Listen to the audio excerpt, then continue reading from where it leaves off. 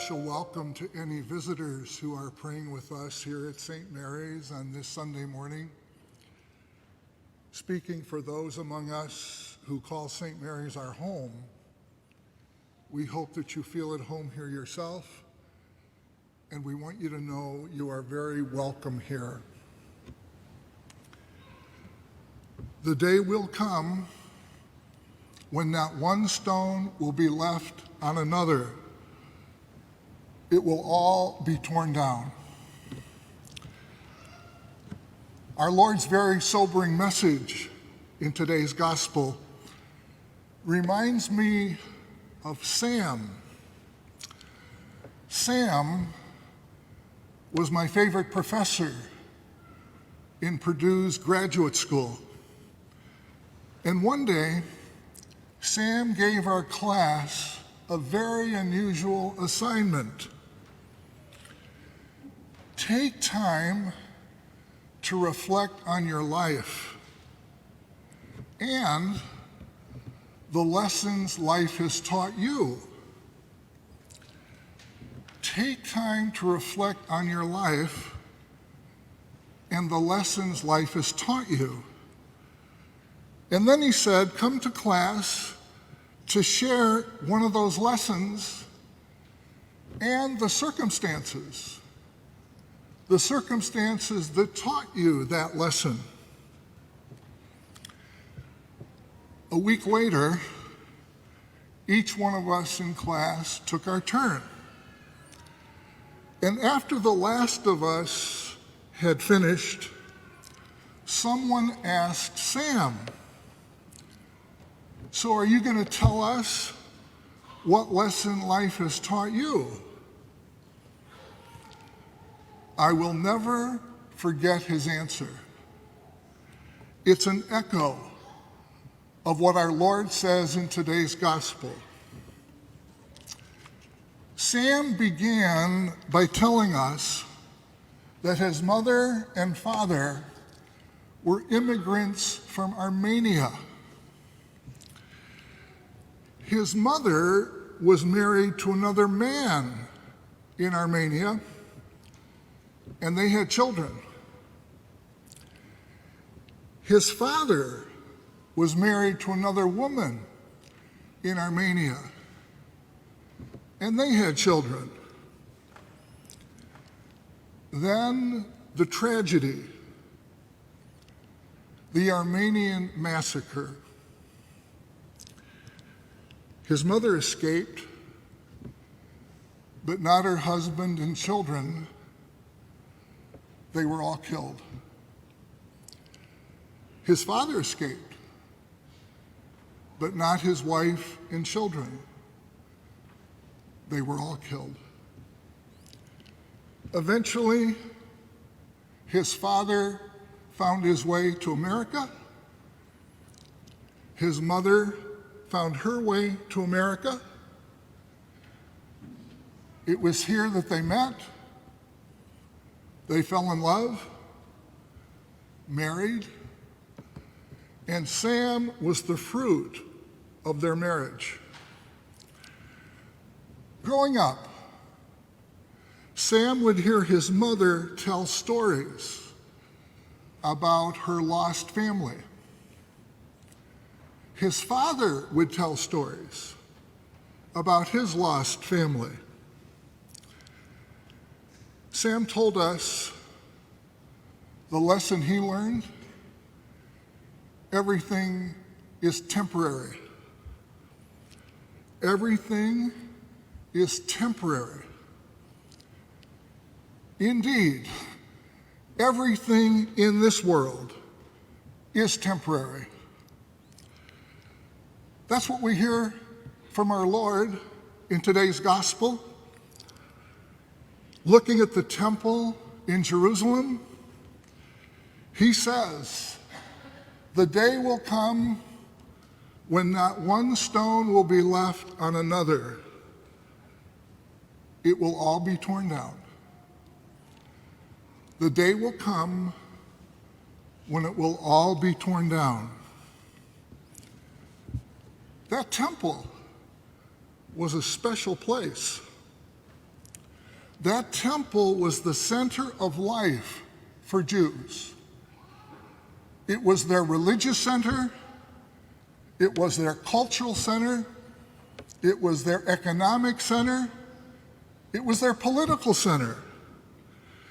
In other words, Jesus has gone right to the center of people's lives. And what does he say? What does he say when he goes to the center of those people's lives? The day will come when not one stone will be left on another. The day will come when it will all be torn down. When people heard him say this,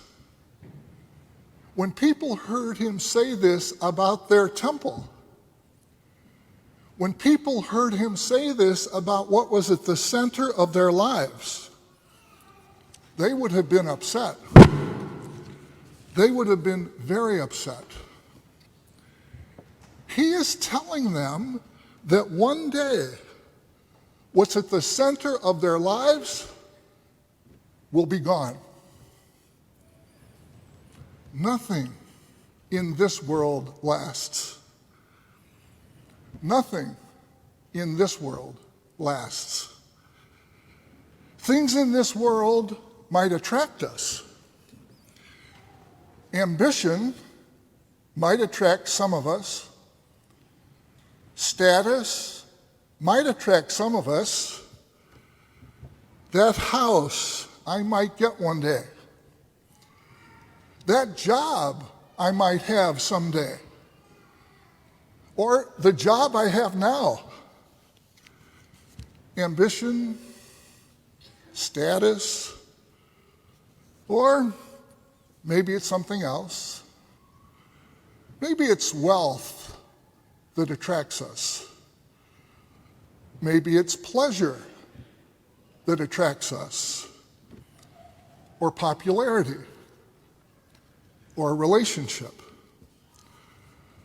Whatever it may be, anything of this world that is at the center of your life, our Lord says, it won't last.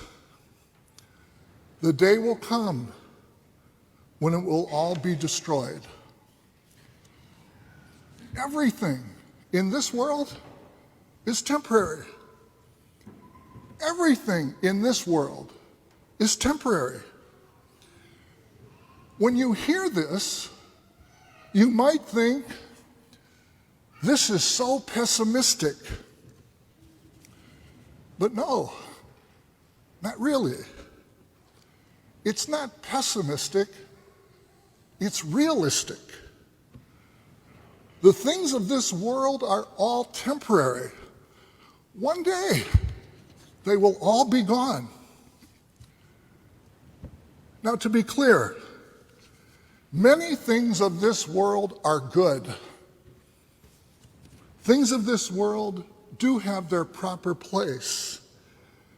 Ambition, wealth, pleasure, popularity, they have their proper place, but not at the center. And if you allow them to be at the center of your life, you're taking a risk, a big risk, a risk that your life will become disordered. Now, if you take an honest look and you notice in yourself, it's happened. It's happened. Ambition, or wealth, or pleasure, or popularity, or something of this world is already at my center. If your life has become out of order, there is a remedy. Put God at the center. Put God at the center of your life. Put God at the center of your life with your praying, with your serving, with your sharing, and all those other things will find their proper place around the center. Now, if something other than God is already there, if something of this world is already at your center, and then you decide to put things in order, if you decide to put God at the center, what can you expect? What can you expect? Our Lord has something to say about that today. He says, expect nation will rise against nation and kingdom against kingdom. Expect powerful earthquakes, famines, and plagues.